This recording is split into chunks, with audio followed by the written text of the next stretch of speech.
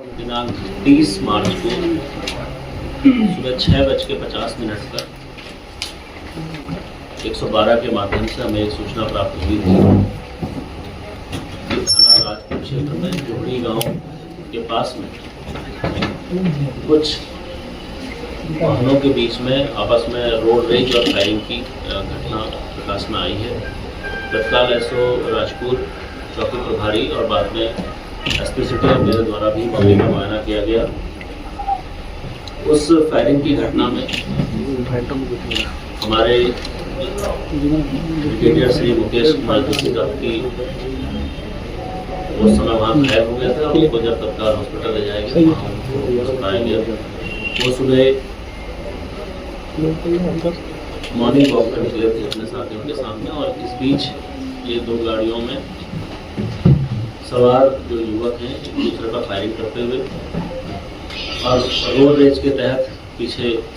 से आए और उसी फायरिंग में उसी चपेट में आके उनकी मृत्यु हुई थी।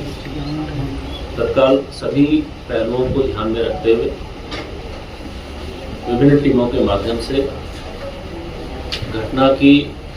विवेचना, घटना के पीछे के कारणों को जब हम लोगों ने जांचा, पहले जो ये फॉर्च्यूनर सवार जो साथी थे, जो लोग थे जो फॉर्च्यूनर में बैठे थे, जिन लोगों से पूछताछ की गई तो उनके द्वारा एक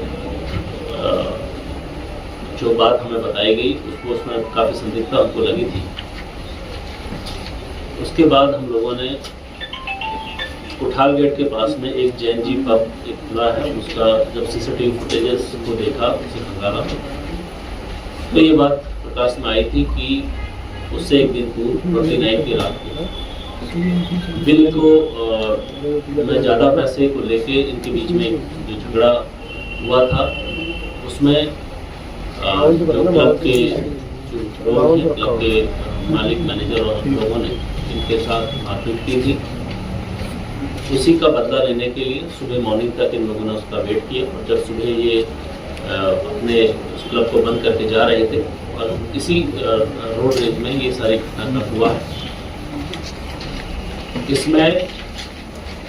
दोनों ही पक्षों को दोषी माना गया है क्योंकि जो हमारे वेटरन हैं श्री मुकेश जोशी साहब, उनकी जिस प्रकार से इस घटना में मृत्यु हुई है वो वाकई में उसकी मैं कड़े शब्दों में भर्त्सना करता हूँ और मेरी संवेदनाएं, देहरादून पुलिस की संवेदनाएं उस परिवार के साथ है। मैं यह भी सुनिश्चित करूंगा कि इसमें जो भी लोग शामिल थे, चाहे वो किसी भी जगह हो, प्रत्यक्ष हो परोक्ष हो, सबके खिलाफ सख्त वैधानिक कार्रवाई होगी। इसी को ध्यान में रखते हुए अभी आज हम लोगों ने 4 लोगों की अरेस्टिंग की है, जिसमें इस जैन-जी क्लब के जो मालिक है संदीप, उसको भी हम लोगों ने अरेस्ट किया है। साथ में जो अभियुक्त हैं और दूसरा जो पक्ष है उसमें एक व्यक्ति आदित्य चौधरी, उसको भी अरेस्ट किया गया है। उसके जो साथी हैं, अभी 3 उसके साथी हैं, उनके फरार चल रहे हैं 4, उस पर भी हम जल्दी ही पकड़ लेंगे। उनके फोटो हम लोगों के द्वारा जारी किए गए हैं और उनके खिलाफ भी सख्त वैधानिक कार्रवाई की जाएगी। इन सभी अभियुक्तों से इनके पास जो असलहे थे वो बरामद किए गए हैं। दोनों ही गाड़ियाँ जो रोड रेज में थी, एक जो दुर्घटनाग्रस्त हुई थी और दूसरी गाड़ी जो घटना करके भागी थी, दोनों ही पुलिस के कब्जे में है, दोनों ही पुलिस ने अपने कब्जे में लिया है और सभी पहलुओं को ध्यान में रखते हुए इस पर जो भी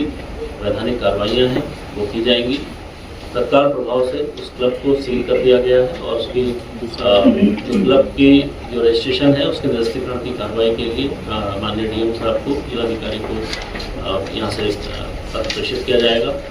इसके साथ ही मैं ये भी कहूँगा कि जो भी यहाँ पर पब में जो निर्धारित समय सीमा है, निर्धारित समय सीमा के बाद अगर कोई क्लब अब खुला हुआ पाया जाएगा उसके खिलाफ सख्त वैधानिक कार्रवाई की जाएगी। इसमें इसी प्रकार का मेरे द्वारा यह भी निर्देशित किया गया है, जो संबंधित थाना प्रभारी हैं, सर्कल अफसर हैं, वो स्वयं रात के समय इस चीज़ को देखेंगे। निर्धारित सीमा के बाद या वहाँ पर कोई हुदम की कोई स्थिति ऐसी बनती है और क्लब मालिकों द्वारा या उसके प्रबंधन द्वारा पुलिस को सूचना नहीं दी जाएगी तो उनके खिलाफ भी सख्त वैधानिक कार्रवाई की जाएगी। तो इसमें पूरी जो ब्रीफिंग में मेरी जो हमारी संवेदनाएं हैं वो मृतक श्री मुकेश जोशी साहब के साथ, उनके परिवार के साथ हैं और इनके अभियुक्तों को सख्त से सख्त सजा दिलाने के लिए जो भी उनसे बन पड़ेगा उनसे करेंगे।